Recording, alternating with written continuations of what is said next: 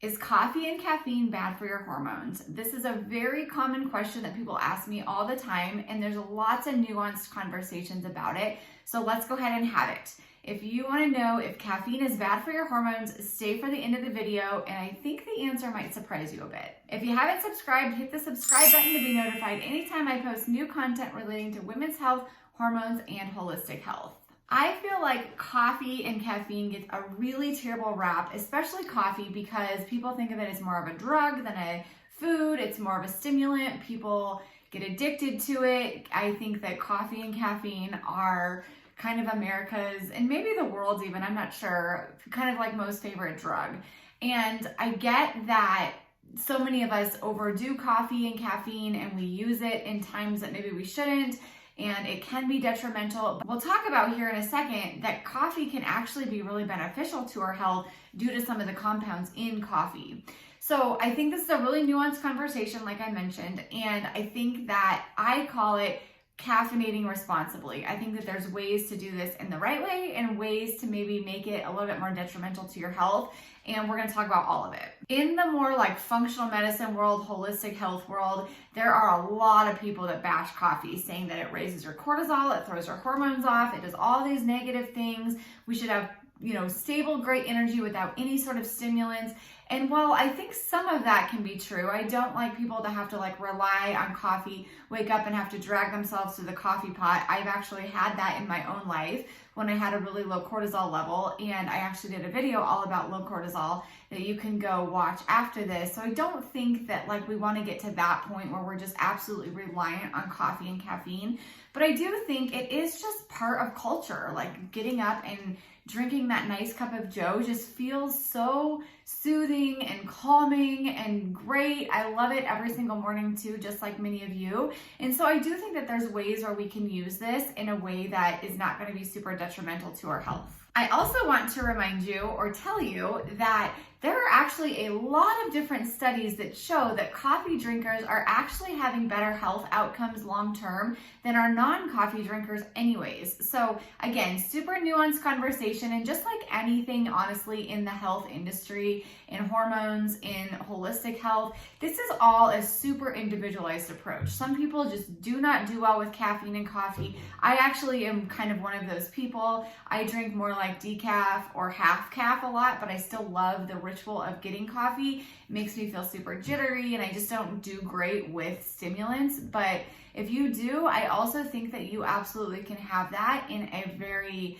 controlled amount. We don't want to completely overdo it. There are people I know out there, like firefighters and police officers, first responders, real estate agents, lawyers, doctors, a lot of people that just their jobs require so much of them that they are very overstimulated and using it in maybe the most or maybe a little bit more of a detrimental way. We don't want to, like I said, survive on caffeine, but I do think that we can add it in as part of our daily life. Ray Peat is the guy who came up with the raw carrot salad. So his raw carrot salad is a really popular kind of health thing right now in the functional medicine world and holistic health for helping you to detox estrogen. I don't think that you necessarily have to do raw carrots. I think it's more just the roughage and the fiber that helps you to detox estrogen. But Ray Peat is the man who came up with the raw carrot salad. And he said caffeine can lower incidence of thyroid disease, including cancer. It protects the livers from toxins like alcohol and acetaminophen, which is Tylenol. We know that Tylenol, while it can be used just fine in moderation, occasionally for some aches and pains, overuse of Tylenol can definitely impact our liver. It's called a hepatotoxin, which means that it is a poison to our liver. It also can protect, so coffee can protect against cancer caused by radiation, chemical carcinogens, viruses, and estrogens. It increases progesterone concentration in the blood and tissues, which I found absolutely fascinating. And it also lowers incidence of suicide, and it helps support movement of serotonin into the nerves. And there's so much more that he said. So I will go ahead and find the research that he links to and put that in the description below. But I found it was just so much of good stuff of adding coffee because of the polyphenols and the protective properties for the liver, that I think, coffee is great, actually. I encourage my patients who are like, should I get rid of coffee? Do I have to do it? I really don't want to, but I've heard that I should. Unless you're having like a strong reaction to it, which we'll talk about some of the reasons maybe to give up coffee, or you're having like a sensitivity to it or something like that, I find that if you caffeinate responsibly, it's a-okay. One of the reasons that people absolutely demonize coffee is from its effects on your metabolism and cortisol. And actually this has been sort of debunked as well, but people say, cortisol is a stress hormone, and everyone like demonizes cortisol as well, saying how bad it is and you need to reduce stress. Too much exposure to cortisol is really negative on your health overall, your metabolism, your hormones, your inflammatory levels, all of these things. And here's the thing, when we talk about cortisol is a life-saving hormone. Like, we need cortisol. It's part of our circadian rhythm. It's part of our sleep-wake cycle. And so I think that what we need to be shifting the conversation to is more cortisol needs to be at the right amount. We don't want to be overly exposed to it by having an overactive fight or flight response under prolonged amounts of stress, demanding too much from our body, but we do need cortisol. It is the hormone that in the morning is fairly low, but within 30 to 60 minutes of you getting up and getting ready for the day should really have what we call a cortisol awakening response, bounce up super high so that you're alert, ready for the day, focused, have clear head, not foggy thinking, things like that. And then throughout the day, cortisol levels do go down and decrease slowly so that we're ready for bed, we're tired, we can sleep well. So in my opinion, responsibly caffeinating means that you can have 1 or 2 cups of coffee in the morning, because that's when cortisol naturally is on that big spike, that cortisol awakening response. When I think that we don't really want to have coffee and caffeine, and then when I think it kind of does throw off the circadian rhythm a bit, is when we're on that downward spiral, we're having this severe afternoon energy crash, and then we go for our 3rd or 4th latte of the day. I think that can be a little bit more stimulating, and obviously just due to the half-life of caffeine in itself, some people it can be up to like 8 hours. That's definitely going to impact sleep if we drink caffeine too late.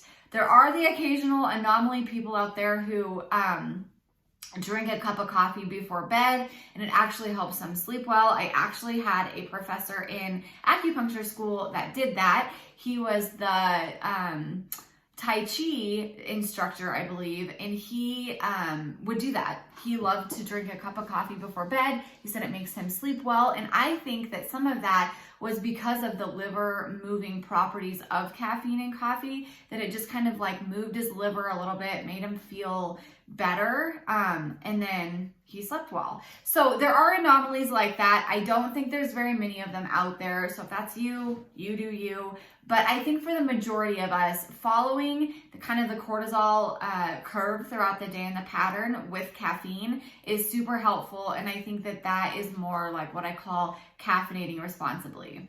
I do think, if you are relying on caffeine all day, every day, like you're so tired, I kind of touched on this earlier, you're just exhausted and struggling to stay awake, struggling to be productive, I do think that we need to look into that more. Are you missing minerals? Are you under too much stress? Do you have a thyroid condition? Are you low iron? Like, there's different reasons and imbalances in your body that can make you feel just so sluggish and brain fog, and like you just are wearing like lots of extra weight on you that you just kind of can't get going. It feels like you're trudging through mud. I do think that there's other reasons for that. So if that's you and you're just constantly reaching for stimulants, let's actually do some testing. Let's figure out what the cause of that is. Let's look at your lifestyle. Let's look at your nutrition habits. Let's look at your stress level. Look at your personality characteristics like perfectionism, people pleasing, type A, approval needed, like all of that stuff. And that will help us kind of determine like why you're feeling so exhausted and why your body is off in making you feel so tired.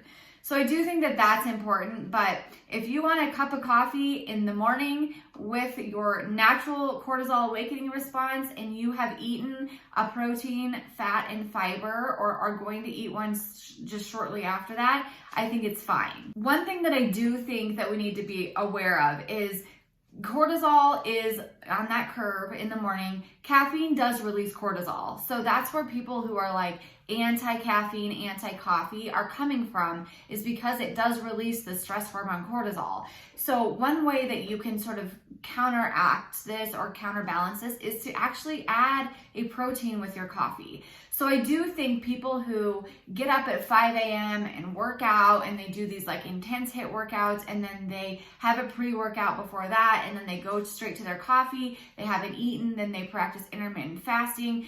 That is a lot of stress on your body. Like the pre-workout, the not eating, the workout itself, the fasting for hours after you work out, and then going straight to caffeine, that is just going to jolt your system in a high way and produce a lot of like cortisol and adrenaline.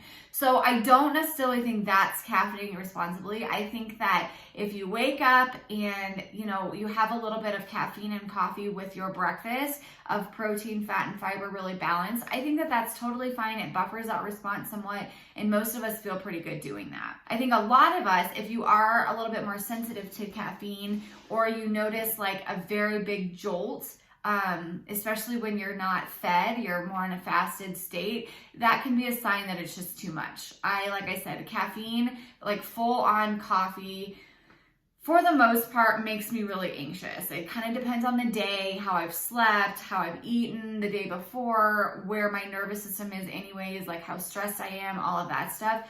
But on certain days, if I just drink like a pure cup of like black caffeinated coffee, it will really send my anxiety through the roof. I get like heart palpitations and I feel jittery and dizzy and all the things. So if that's you, definitely take that into consideration. That's probably not super helpful for you, and go back in at least the level of caffeine. So half calf coffees are great.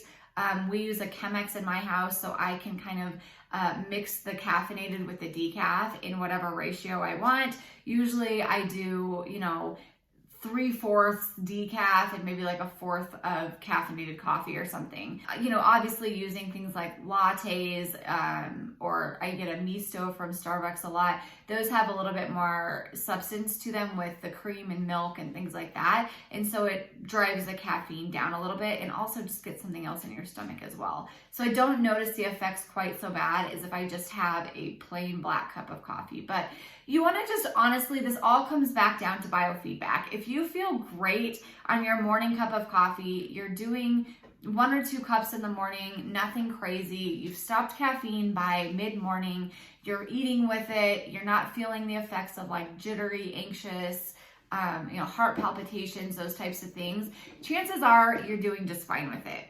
If you're starting to reach for coffee all the time, you're fatigued and tired, you're brain foggy, you are anxious when you have coffee, you're not eating with coffee, you're fasting for hours, just guzzling caffeine, those are the people who we usually kind of need to look at a little bit more, probably have some existing hormonal imbalances, and just the fasting with caffeine only for hours can definitely give you hormonal imbalances with your stress hormones being very high.